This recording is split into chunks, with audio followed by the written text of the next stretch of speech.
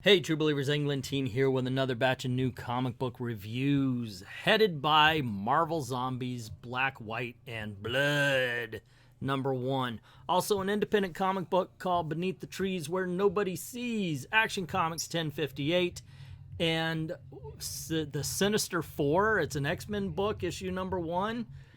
So sit back, relax, let's get this party started. I know you're gonna dig this. Beneath the Trees Where Nobody Sees is an interesting book. It's written and illustrated by Patrick Horvath and letters by Hassan Atsam. I won't get that right. So let's just move on. It takes place in a small town. As a matter of fact, I got to tell you, the first 5 or 10 pages, I was like, okay, wait a second. We're walking around. We're getting to know the characters. We're getting to know the town and everything. But ultimately, I was like, is anything going to happen? Because I had no idea what this book was before I picked it up. Seriously. None. I went into this absolutely blind. And then all of a sudden, the bear needs a little alone time. So goes out of town. It's like, basically, you don't crap where you eat. And I'm like, oh, okay, it's going to be one of these stories. So the bear, not crapping where it eats, finds this duck, takes him out to the woods, and let's say does not do nice things to the duck. Duck fricassee is more like it. And you find out that the bear is a serial killer and's got rules. And these rules have allowed this bear to be active in the small town and around the city and everything and for a long time. But when the bear goes back to town, it's like, oh, there's another one of us in this small town. And I need to find out who it is, because if they start throwing, oh, we got a serial killer here, it might not be the other guy they find. And I thought, wow, this is a really good premise for a book. And everything changes. I got to admit, everything changes from at the halfway point where you find out there's a serial killer. You start looking at things a little bit different. This is a really cool story. But that's just my opinion. What about yours? Have you read this? Let me know in the comments below what you thought. Or, hey, does this look like something you're going to be picking up? As well as, don't forget to share, subscribe, hit the notification bell, hit all on the notifications so you don't miss anything. Cool things happen around these parts. Don't forget to go on over to Ko-Fi, drop $1 in the till. Help keep us making videos for you.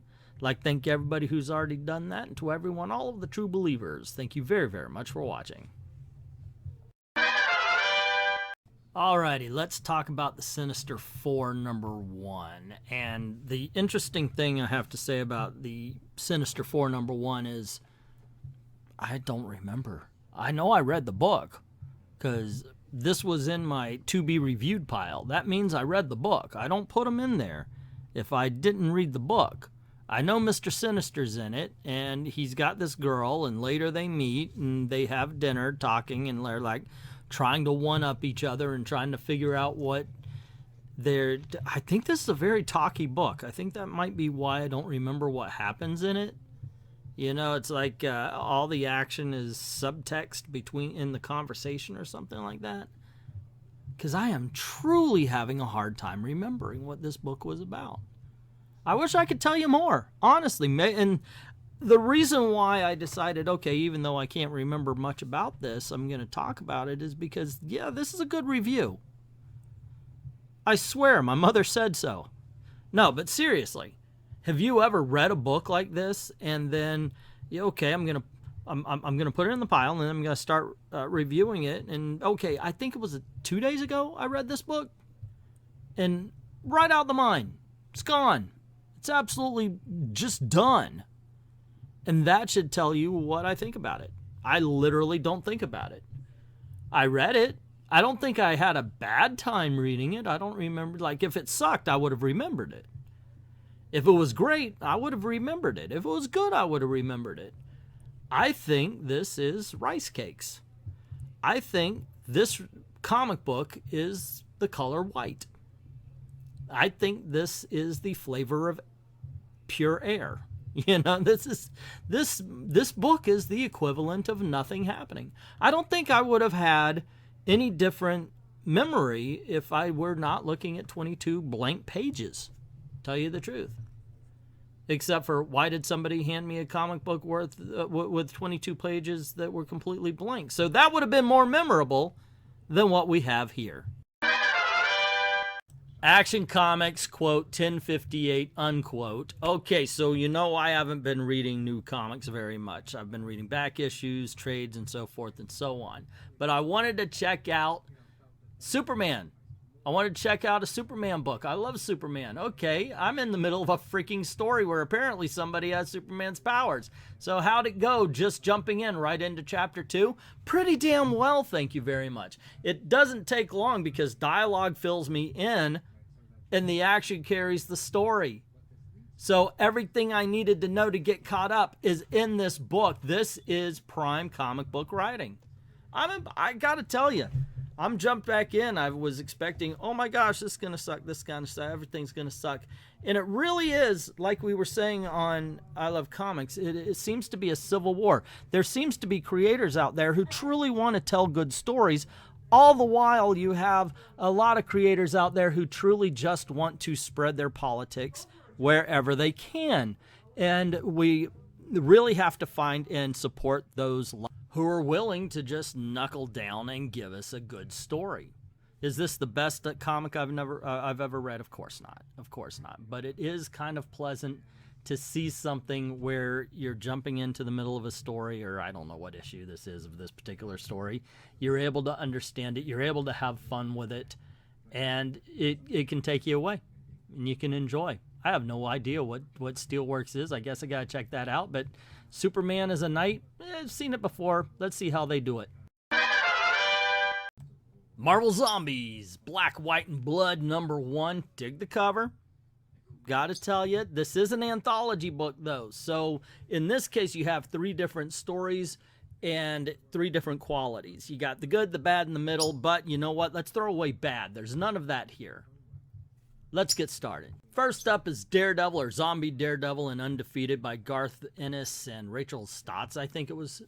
And basically you have Zombie Daredevil in an arena fighting zombies, and after he's done, he's led into a hole, given meat to eat, and left to his own devices. And a Punisher comes along and says, hey, you know what? I could do you now, or I could do you later, and you could take everybody out. It's a very basic story, but there is something pretty cool to it. In all honesty, I think this is the weaker of the 3 stories, as it really doesn't have a lot of story to kind of get in the way of the plot. But overall, yeah, gotta admit, I still kind of liked it. Next up, we get a Spider-Man story called Hope by Alex Segura and Javi Fernandez.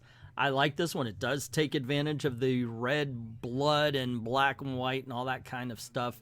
This is the story of Spider-Man's downfall. We know Spider-Man ends up a zombie. This is how it happens. And while there is a big old coincidence that has to happen in this story, I do believe it does proper to tug on the emotional strings and such. It really is driven on that. It is 100% pure action, but like a good old-fashioned 80s and 90s comic book, the story is told through the action. Why cannot all modern-day comic books do this the way they did back in my day?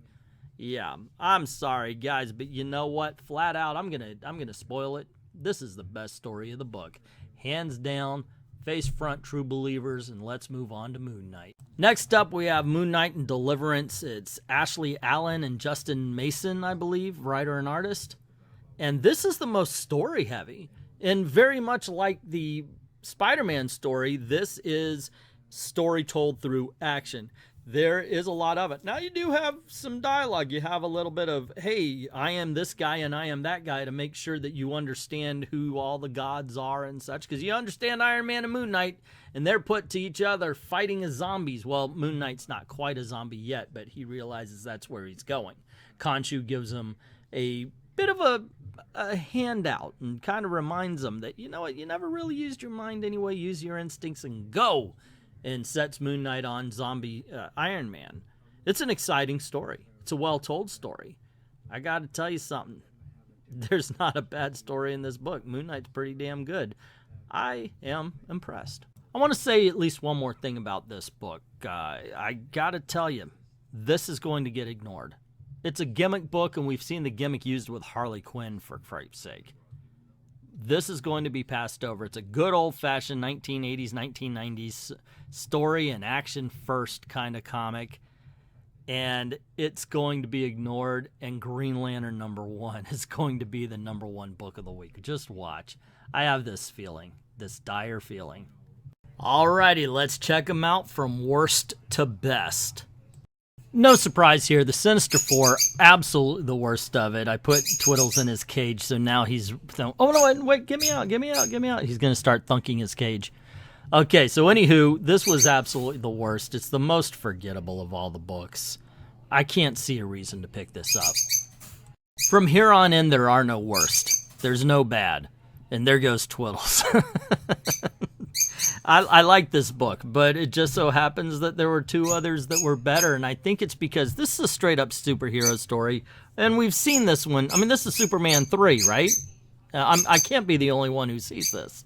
In second place is Beneath the Trees Where Nobody Sees, and you could basically, like I said, this is kind of like Dexter, but with teddy bears and all that kind of stuff. So you could say, yeah, we've seen this story too, but it's done a little bit differently. But you know what?